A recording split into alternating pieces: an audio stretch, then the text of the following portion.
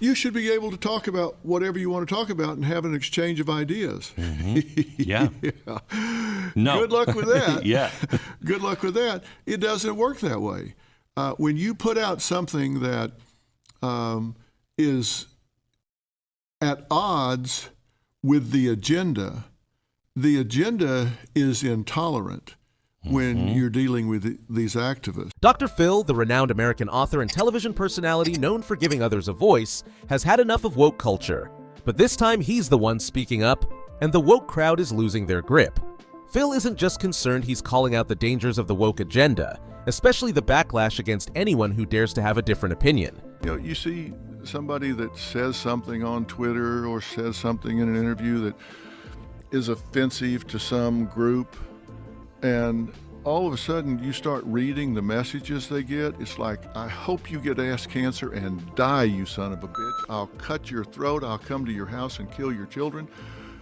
Are you kidding me? Phil points out how today, even a simple comment on social media can spark extreme reactions.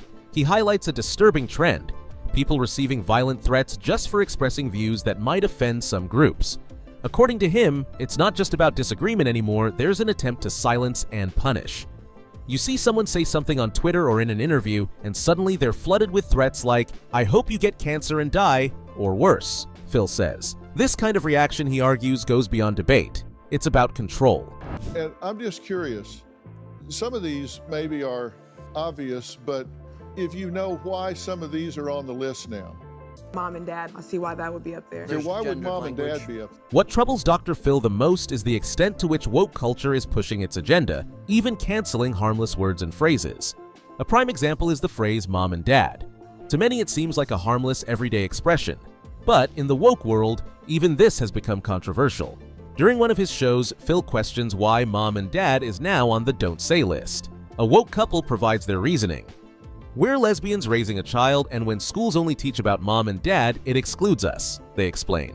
To them, the term mom and dad feels like an erasure of their family dynamic.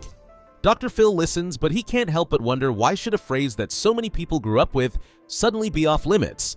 He's fine with people using mom and mom in their own families, but why impose it on everyone else? I have a daughter with another woman, and when it's being taught in school that, that's just the norm, that it's just mom and dad, it kind of offends us because we are lesbians, you know what I mean? We come from the community, and it makes us feel like we're not important enough to be called mom and mom or parents. Phil sees this as a key example of how woke culture doesn't just share opinions, it demands compliance. It's no longer enough to respect others' choices. Now, society is being told to rewrite language to avoid hurting anyone's feelings. He questions whether it's fair to erase something as universal as mom and dad just because it offends a small group of people. See somebody that says something on Twitter or says something in an interview that is offensive to some group, and all of a sudden you start reading the messages they get. It's like, I hope you get ass cancer and die, you son of a bitch. I'll cut your throat. I'll come to your house and kill your children. Are you kidding me? And when it comes to cancel culture, Dr. Phil is even more vocal. Cancel culture to him is a toxic cycle where people are ostracized for their views instead of having a productive conversation. Phil suggests an alternative approach. Counsel culture, not cancel culture. Let's sit down, talk about it. Maybe you don't understand, maybe you won't agree, but let's have a real discussion. It should be counsel culture, not cancel culture. Let's sit down and talk about it. Let me educate you. Maybe you don't understand. Maybe when you do, you won't agree, but let's talk about this. Phil's brand has always been about communication, bridging gaps between opposing views. He firmly believes that dialogue, not destruction, is the path forward. Instead of wiping someone out for their opinions, he advocates for conversations where both sides can listen and learn. In his view, this is the real progress, the real solution to the growing divide between the left and the right. Yeah, if you get the left and the right and talk about what we agree on, everybody would agree. We want America to be the number one country in the world. We want to be the leading superpower, the leading educational power, the leading in technology, everything, right? Everybody would agree to that. Ultimately, Dr. Phil's stance is clear. The woke agenda, with its extreme reactions and insistence on canceling anything that offends, is going too far. But rather than join the chorus of voices calling for silence, he's offering something radical: an open dialogue where everyone has the chance to speak and be heard. We have the First Amendment protecting free speech, and we're muzzling each other. It's not the government coming in and taking it away, right? It's now we're muzzling each other. If we could bring both the left and the right together to discuss the things we agree on, most people would agree that we want America to be the #1 country in the world. We want to be the leading superpower, the top in education, technology, and in every field. This is a key point Phil makes. In the end, whether you're on the left or the right, we share common interests. Phil even emphasizes that it's perfectly okay to disagree, but what's absurd is how rarely there are opportunities to hear the other side and find some middle ground.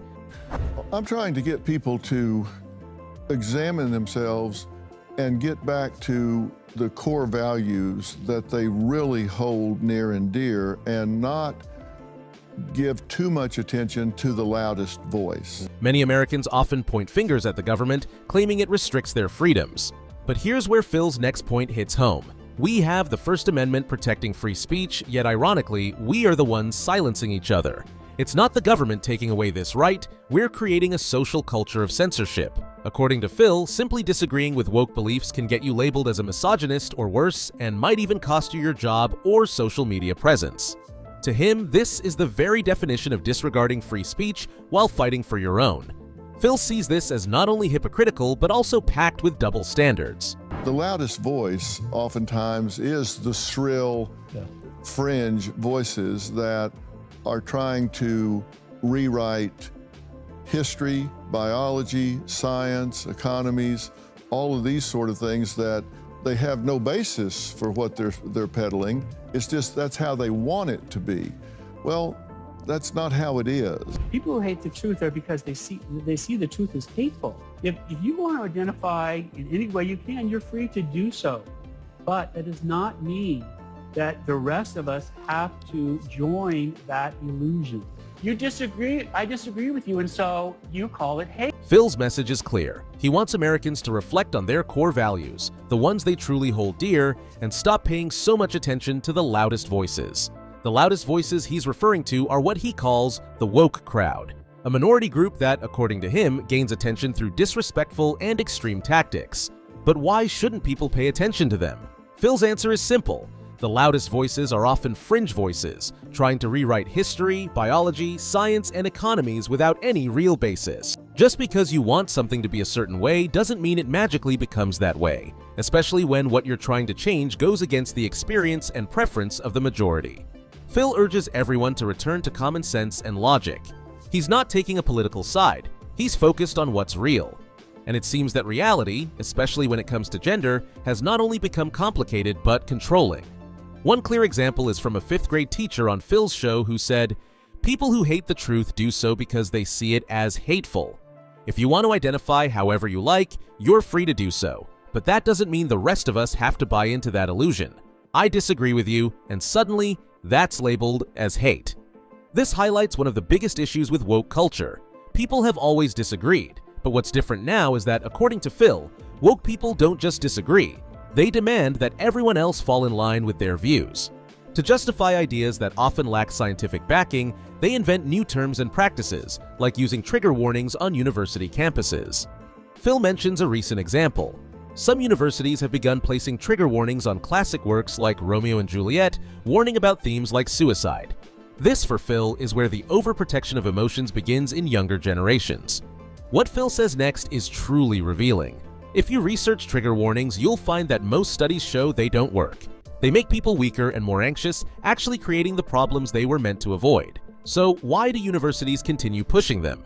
Phil believes the answer is clear: it's virtue signaling. They want to appear super woke and show that they're protecting students, but in reality, they're undermining their ability to face the real world. For Phil, this sends the wrong message, that emotional comfort should always come first. But when these students graduate and face the real world, they'll soon realize that life isn't always comfortable. And that's what concerns Phil the most. Education has shifted from being a space for free thought to a space for conformity and indoctrination. Phil believes woke culture doesn't encourage open discussion, it shuts it down, pushing everyone to conform rather than think for themselves. Furthermore, Phil argues that many people who jump on the woke bandwagon don't even know what they're talking about. They just see others doing it and decide to join in. In the end, this isn't just about left versus right or woke versus traditional. As Phil highlights, the real issue is whether we can still have meaningful conversations where opposing ideas are heard and debated without fear of backlash. America's strength has always come from its diversity, not just in people, but in ideas. The freedom to express different perspectives, even if they clash, is at the heart of what makes democracy thrive. What Phil is urging us to do is to return to those core values: freedom of speech, mutual respect, and the ability to listen to one another without jumping to labels or canceling those we disagree with. We need to ask ourselves, are we really defending free speech, or are we selectively protecting the voices we agree with while silencing others? And as Phil points out, just because the loudest voices dominate the conversation doesn't mean they represent the majority or even reflect reality. What's crucial now is to find a balance between standing up for what we believe in and allowing space for genuine dialogue. Only then can we move forward as a society and truly tackle the issues that matter most. So, what do you think? Is Phil right in his assessment, or do you see it differently? We'd love to hear your thoughts. Share your opinions in the comments below, and let's keep the conversation going. And if you haven't already, make sure to hit that subscribe button to stay updated on more discussions like this. Thanks for watching, and until next time, let's keep the dialogue open and respectful, because that's how real change happens.